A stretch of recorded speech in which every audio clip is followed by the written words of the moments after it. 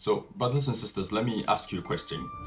Have you ever prepared for choir rehearsal and then you get there, you sit and you wait and wait and wait and only 3 people show up?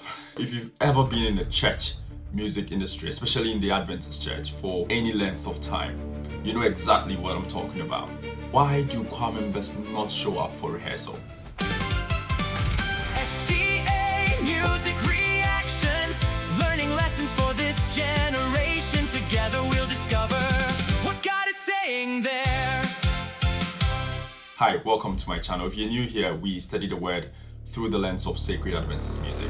Now, reason number 1, low spiritual urgency. Now, sometimes people do not see rehearsal as ministry. They see it as practice, just singing, something optional. But the Bible does not treat music as optional. In the book of Chronicles, for instance, the singers were appointed as ministers, visitors, football, family, and even sleep. Rehearsals just goes out of the way. And once something becomes optional, you already know, people will choose what is easiest and not what is right. Now, reason number 2, overconfidence in talent.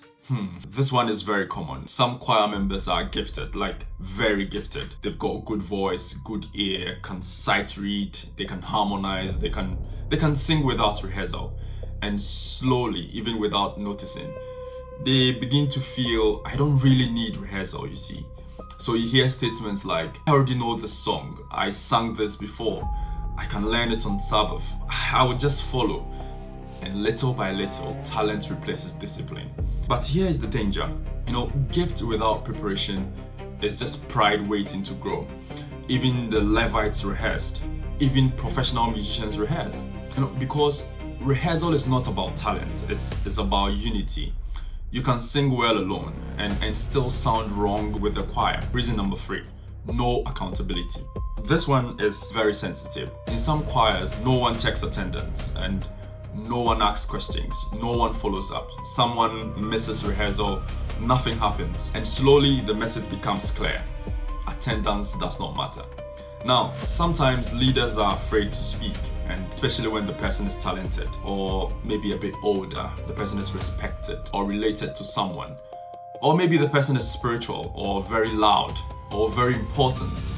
So the leader stays quiet and plays it safe.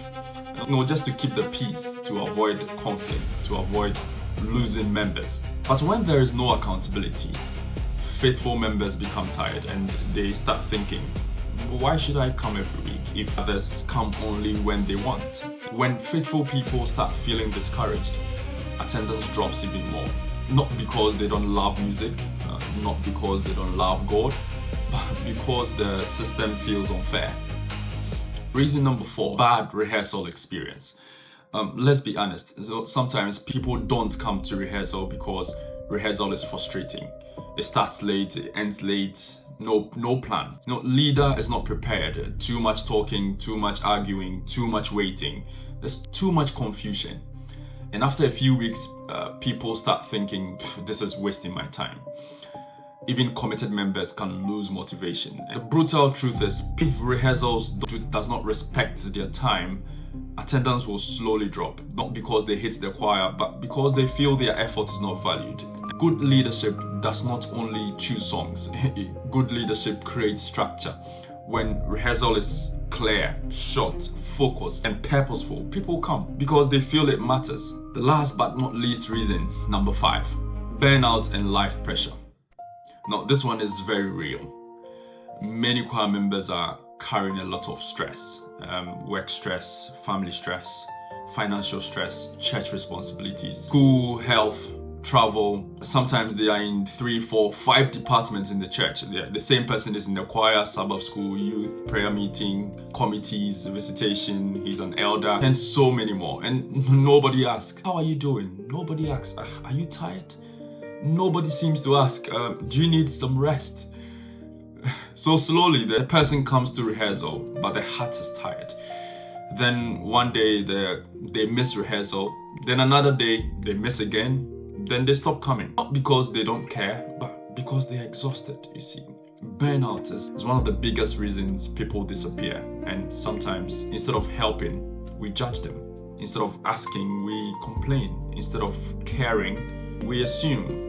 And that makes it worse because ministry without care becomes a burden. And burden without support leads to absence. So now let's reflect on these 5 points.